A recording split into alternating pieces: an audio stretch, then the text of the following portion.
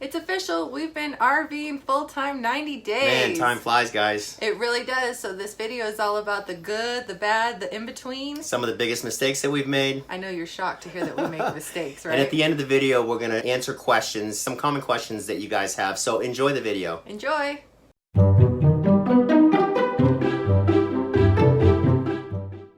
Hey everybody, welcome back to RV Odd Couple. My name is John. And I'm Mercedes. And long story short, we sold all of our possessions to RV full-time with a toddler and a dog. And if you're new, please subscribe. Join our Odd Squad as we travel North America, sharing our experiences with you, the good, the bad, the ugly, as we go.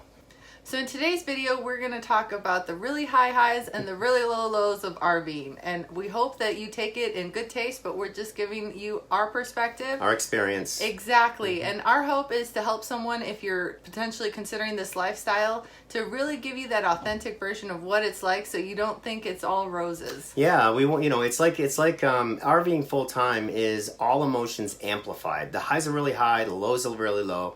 And we've had a lot of people chime in and say that they're considering this lifestyle full time. And we certainly don't want to tell you that it's all good, because it's not. I don't know what he's talking about. I don't know what he's talking about. I'm kidding. But no, in all seriousness, I think that sometimes I compare my insides to other RVers' outsides, and I see them all happy and talking about traveling all over. And I'm like, oh, they have the perfect marriage. Everything for them is perfect. And no, it's not like that. You still are going to have whatever issues you had in sticks and bricks. You will take them along with you in that RV. Yeah, they're just, like I said, they're amplified. It's taken a lot of adjustments for both of us, both personally and as a couple, just to kind of get into almost a routine or a comfort level as we're doing this full time. That's right.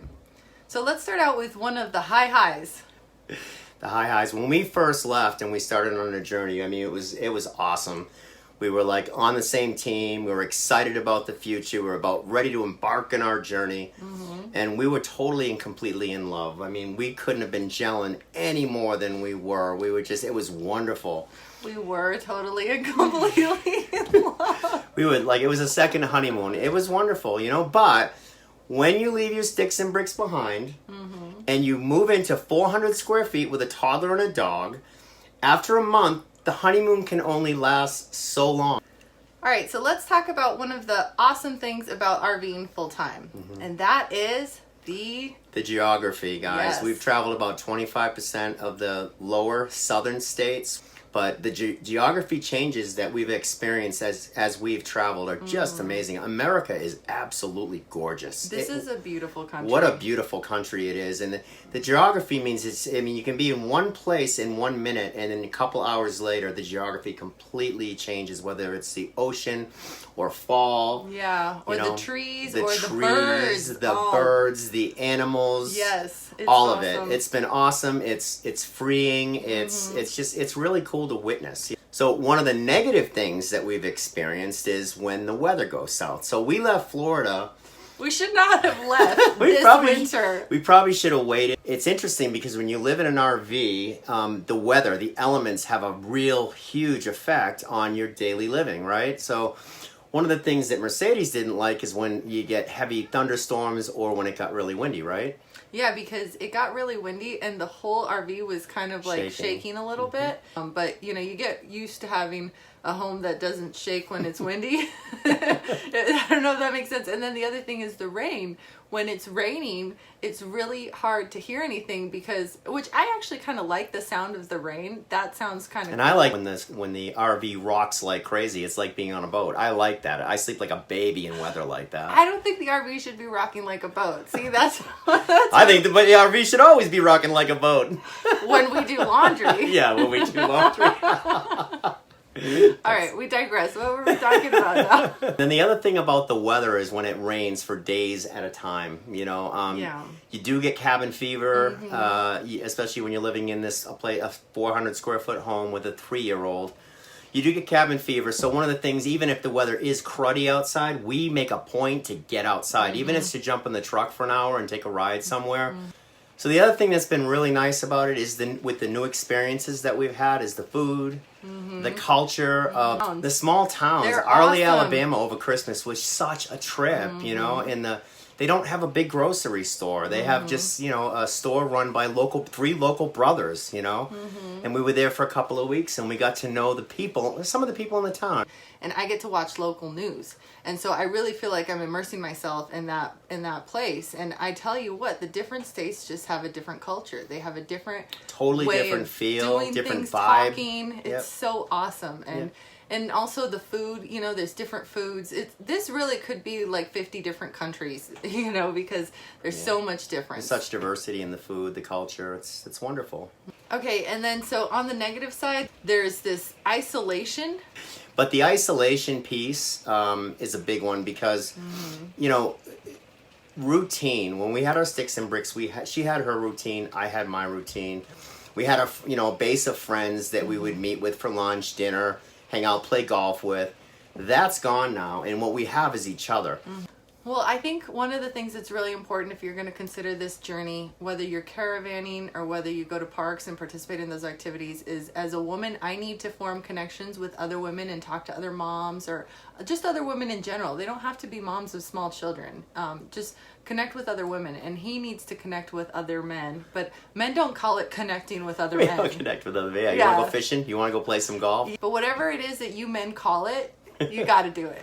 All right, so the other thing that's it's a positive and a negative, is the going out on the road full time and then doing YouTube. And the thing is, we wanted to chronicle this adventure, and we can't wait till we're adjusted to the RV lifestyle to start chronicling it, or we'll lose some of the nuance in the newness and the mistakes and stuff like that. I think the negative is that when you work, we each work 60, 70, 80 hours a week sometimes. Every week.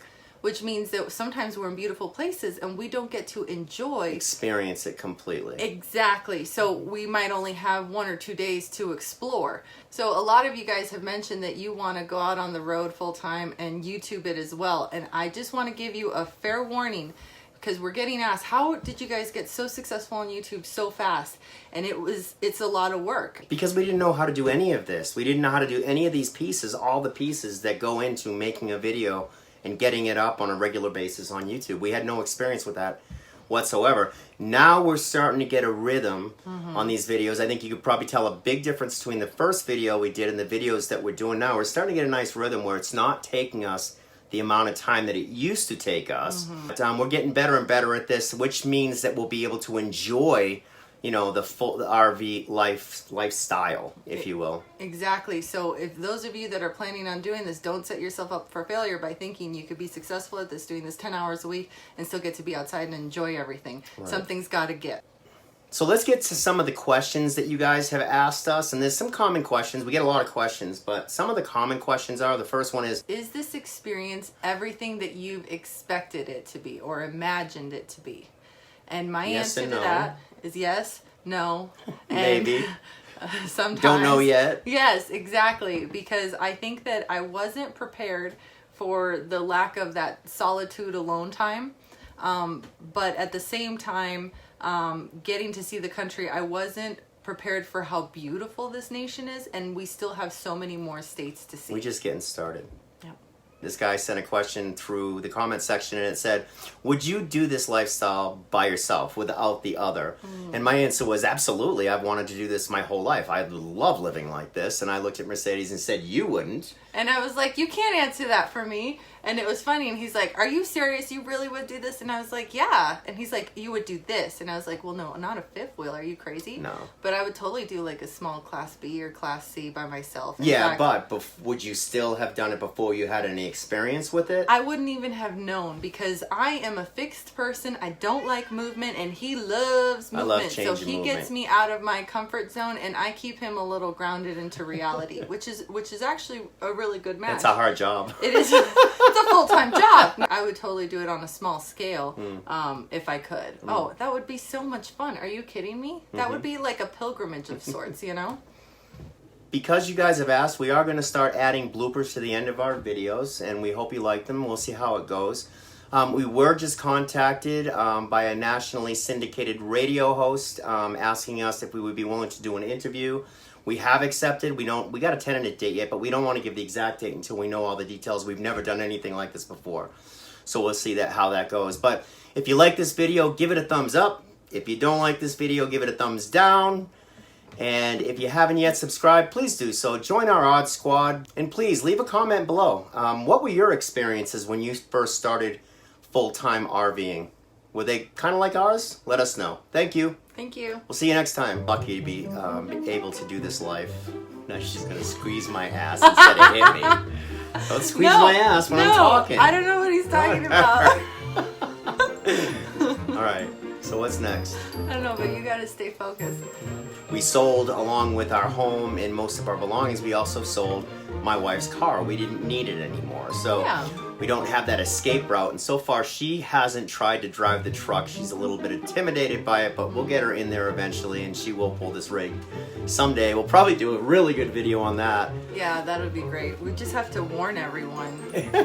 But the other thing that I think I would point out for us is we're not big into the social scene within the campgrounds that we're staying because we don't drink.